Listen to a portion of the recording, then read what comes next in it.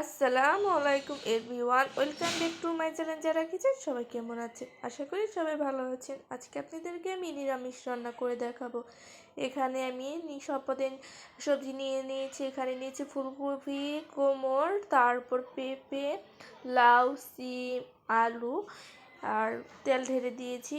এখন দিয়ে দিলাম পেঁয়াজ কুচি, পরিমাণ মতো লবণ, তারপর দিলাম হলুদ মরিচের গুঁড়ো, তারপরে এখানে দিয়ে দেব আদা রসুন বাটা। এগুলো দিয়ে ভালো করে আমি এখন মেখে নেব।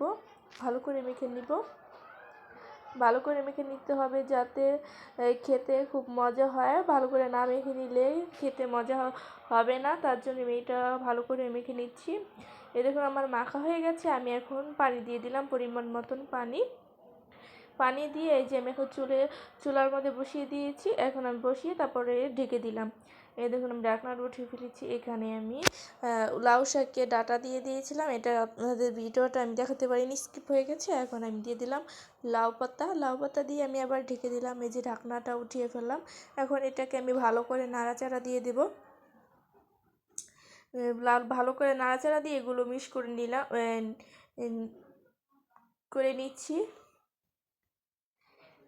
এ আবার ঢেকে দিলাম।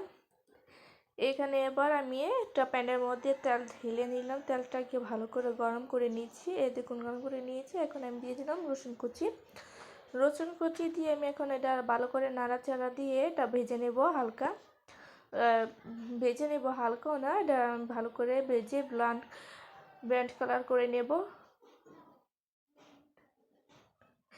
দেখুন আমি এটা বাদামি কালার করে ভেজে নিয়েছি। এখন আমি এখানে দিয়ে দেব এই যে ভেজে রাখা রসুন কুচি আর বাদামি কালার করে নিয়েছি। এগুলো আমি এখন বাগার দিয়ে দেব।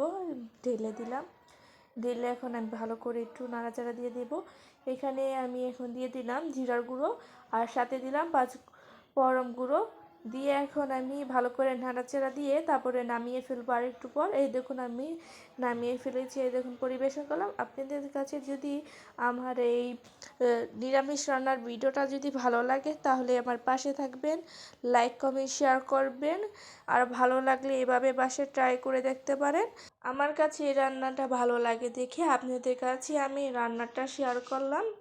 আর এই রান্নাটা ভালো লাগলে সবাই আমার পাশে থাকবেন, আমার জন্য দোয়া করবেন। সবাই ভালো থাকবেন, সুস্থ থাকবেন। আল্লাহ হাফেজ।